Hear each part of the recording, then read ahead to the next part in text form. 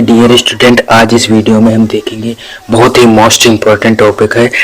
तो ट्रांसफार्मर से रिलेटेड ये वीडियो है, तो आप इस वीडियो में लास्ट तक बने रहिएगा, तो जिससे आप लोगों को ट्रांसफार्मर से रिलेटेड 10 टॉप क्वेश्चन जो वाइवा में पूछे जाते हैं और ये बोर्ड एग्जाम में भी महत्वपूर्ण इम्पोर्टेंट क्वेश्चन है, तो आप इसमें लास्ट तक बने रहिएगा।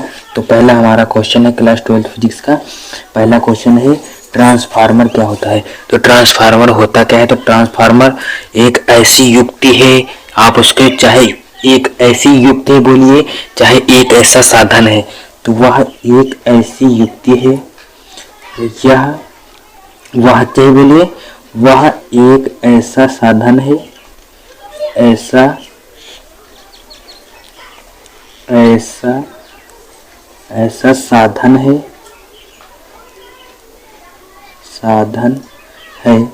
जो वोल्टता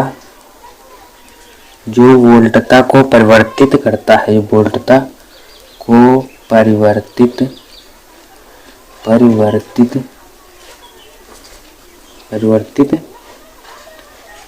है। तो ट्रांसफार्मर क्या है? वह एक ऐसा साधन है जो वोल्टता को परिवर्तित करता है। तो वोल्टता को ये परिवर्तित करता है, निम्न वोल्टता को उच्च वोल्टता में ले जाता है और उच्च वोल्टता को भी निम्न वोल्टता में ले जाता है। अब अगला क्वेश्चन है ट्रांसफार्मर किस सिद्धांत पर कार्य करता है। तो ट्रांसफार्मर किस सिद्धांत पर कार्य करता है? अन्योन्य प्रेरण सिद्धांत पर कार्य करता है।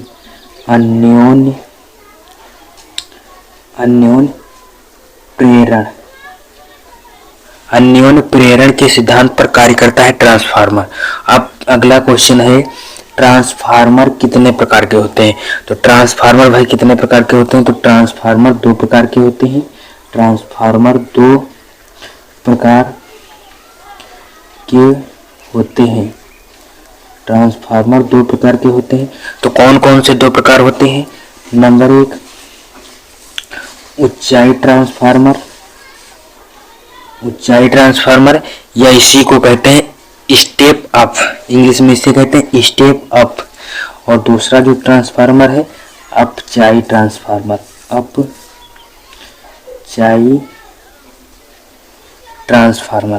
तो ये इसको कहते हैं स्टेप डाउन। ये कौन सा ट्रांसफार्मर है? Step up.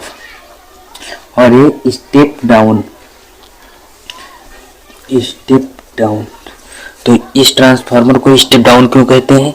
क्योंकि यह जो उच्च वोल्टता को होगा अपचाई ट्रांसफार्मर, ये उच्च वोल्टता को निम्न वोल्टता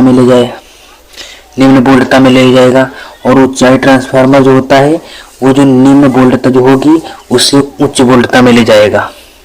तो ये होते हैं 2 प्रकार ट्रांसफार्मर। अब अगला क्वेश्चन है ट्रांसफार्मर किस धारा पर काम करता है। तो ट्रांसफार्मर एसी करंट पर कार्य करता है, यानी प्रत्यावर्ती धारा पर कार्य करता है।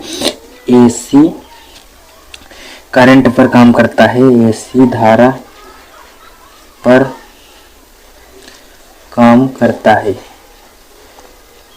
प्रत्यावर्ती धारा पर ये ट्रांसफार्मर होता है, प्रत्यावर्ती धारा पर कार्य करेगा और ये डीसी पर कार्य नहीं करेगा। तो इसीलिए हमने ये क्वेश्चन ले रखा है ट्रांसफार्मर का उपयोग डीसी में क्यों नहीं किया जा सकता है। तो ट्रांसफार्मर का डीसी में उपयोग इसलिए नहीं किया जा सकता है क्योंकि जो डीसी की आवृत्ति होती है, डीसी की आवृत्ति डायरेक्ट करंट की जो आवृत्ति होती है वो 0 होती है, और जबकि जो एसी करंट की जो आवृत्ति होती है, एसी करंट की आवृत्ति ये 50 हर्ट्ज होती है। 50 हर्ट्ज ये इसकी फ्रीक्वेंसी होती है, और लेकिन जो डीसी की फ्रीक्वेंसी 0 होती है। तो इसी कारण जो होता है डीसी का उपयोग ये ट्रांसफार्मर में नहीं किया जा सकता है। अब अगला क्वेश्चन है ट्रांसफार्मर की क्रोड किस धातु की बनाई जाती है। तो ये भी मोस्ट इम्पोर्टेंट, जो भी 10 और इसमें जितने भी टॉप क्वेश्चन हैं ये आपके वाइवा में भी पूछे जा सकते हैं और बोर्ड एग्जाम में भी पूछे जा सकते हैं। तो ट्रांसफार्मर बेहद इंपॉर्टेंट है बोर्ड एग्जाम की दृष्टि से। तो अब ये क्वेश्चन है ट्रांसफार्मर की क्रोड किस धातु की बनाई जाती है। तो नर्म लोहे की क्रोड, नर्म लोहे की क्रोड नरम लोहे की क्रोड की धातु से बनाई जाती है। तो नरम लोहे की क्रोड होनी चाहिए। तो ट्रांसफार्मर की जो क्रोड किस धातु की बनाई जाती है? नरम लोहे की।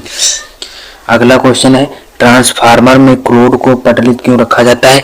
पटलित का मतलब है तर ऊपर क्यों रखा जाता है। तो तर ऊपर रखने का क्या कारण है? इससे जो तर ऊपर यानी कि पटलित जब रखेंगे तो इससे भंवर धारा जो कम उत्पन्न होगी। तो इसी कारण इससे भंवर धारा कम करने के लिए ये जो ट्रांसफार्मर में क्रोड होती है नरम लोहे की, इसे पटलित रखा जाता है।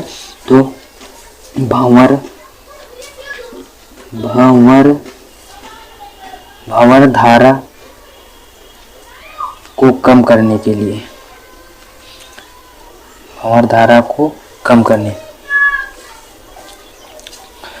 अगर इसको पटलित न रखा जाए तो इतनी इसमें भंवर धारा उत्पन्न होगी कि ट्रांसफार्मर ब्लास्ट कर जाएगा। अब अगला क्वेश्चन है, देखिए अगला 8वां क्वेश्चन है, ट्रांसफार्मर में कौन सा तेल डाला जाता है? मोस्ट इम्पोर्टेंट है। तो इसमें कौन सा तेल डाला जाता है? इसमें आप मट्टी का तेल न भर दीजिए, न करवा तेल यानी कि सरसों का तेल भर दीजिए। तो इसमें जो एक तेल होता है नेफ्था ऑयल, नेफ्था ऑयल यानी तेल, नेफ्था तेल। तो इसमें कौन सा तेल डाला जाता है? नेफ्था तेल। अब बढ़ते हैं अगले क्वेश्चन। क्वेश्चन है, ट्रांसफार्मर में तेल क्यों डाला जाता है? तो इसका क्या रीजन है कि इसमें तेल क्यों भरा जाता है? तो ट्रांसफार्मर में तेल भरने का मुख्य कारण है, ट्रांसफार्मर में तेल ना भरा जाए तो बहुत सारी इसमें भंवर धारा उत्पन्न होगी और इसमें लोहे की क्रोड भी गर्म होगी। तो इसमें जो शीतलन प्रदान करने के लिए, ठंडा करने के लिए इसमें तेल डाला जाता है, शीतलन प्रदान करने के लिए। और बहुत सारी हमिंग साउंड निकलती है और हमिंग साउंड भी कम हो जाती है। तो अगला क्वेश्चन है, ट्रांसफार्मर की दक्षता कितनी होती है? तो ट्रांसफार्मर की दक्षता कितनी, यानी दक्षता का मतलब क्षमता कितनी होती है? तो 70% से 95% तक होती है इसकी दक्षता। 70% से इसकी 95% होती है इसकी क्षमता ट्रांसफार्मर की। तो आई होप आप लोगों को ये इतने सारे क्वेश्चन जो हमने बताए हैं और ये बेहद इंपॉर्टेंट हैं, आप लोगों को समझ में भी आ गए होंगे कि वाइवा में किस तरह एग्जामिनर आपसे क्वेश्चन पूछेगा। तो आप इनको अच्छी ढंग से समझ लीजिए और ये बेहद इंपॉर्टेंट है, वाइवा में भी पूछ सकता है और बोर्ड एग्जाम में भी ये क्वेश्चन आ सकते हैं। ट्रांसफार्मर बोर्ड एग्जाम की दृष्टि से जो ट्रांसफार्मर है ये बोर्ड एग्जाम की दृष्टि से बेहद इंपॉर्टेंट है। तो आप इसको अच्छी ढंग से समझिएगा।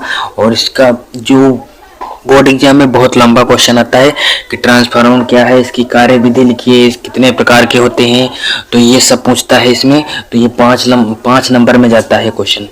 तो अब इस वीडियो में बस इतना ही, हम मिलेंगे नेक्स्ट वीडियो में, तब तक के लिए जय हिंद।